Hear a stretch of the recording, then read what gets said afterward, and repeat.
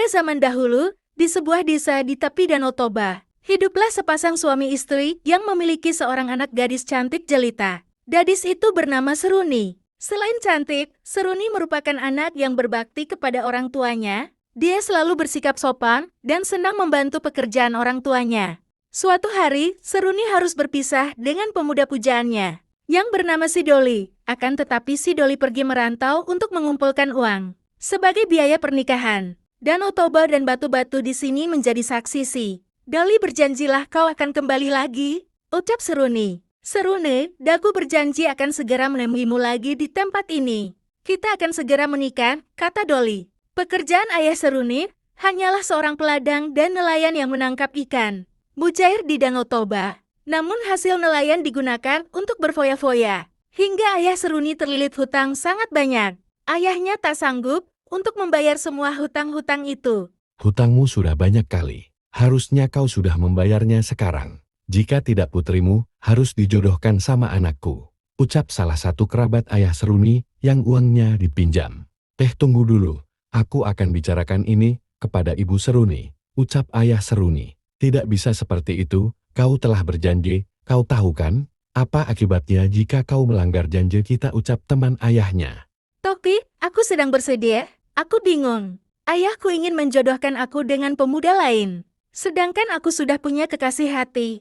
Jika aku tidak mengikuti perkataannya, ayah ibuku dalam bahaya jika aku mengikuti kaya ayahku. Aku tak sampai hati membuat si Doli kecewa, ucap Seruni kepada Toki sambil menangis. Toki semakin bingung melihat majikannya menangis. Dia mengendus-endus di pangkuan Seruni. Dengan bergerai air mata, Seruni bergegas berjalan ke Danau Toba. Toki juga mengikuti kemanapun majikannya pergi. Si Toki bingung karena majikannya berjalan sangat cepat menuju tebing Danau Toba. Berulang kali menggonggong kepada Seruni. Ketika sampai ke tepi tebing Danau Toba, tiba-tiba Seruni yang sedang menangis terperosok ke dalam lubang batu yang sangat besar hingga masuk ke dalamnya, lubang yang sangat gelap. Seruni ketakutan dan berteriak meminta tolong kepada Toki, anjing kesayangannya. Namun Toki hanyalah seekor binatang dan hanya bisa menggonggong melihat keadaan majikannya tersebut. Putus asa dengan keadaan dan tidak ada yang bisa membantunya, Seruni berkata parapat batu, yang artinya merapatlah batu. Tak disangka tiba-tiba dinding batu menghimpit badan Seruni. Melihat kondisi ini, si Toki bergegas pulang ke rumah. Sesampainya di rumah, orang tuanya sadar melihat tingkah si Toki yang terus menggonggong dan mengajak orang tuanya ke suatu tempat. Sesampainya di tepi tebing Danau Toba, orang tuanya mencoba membantu anaknya.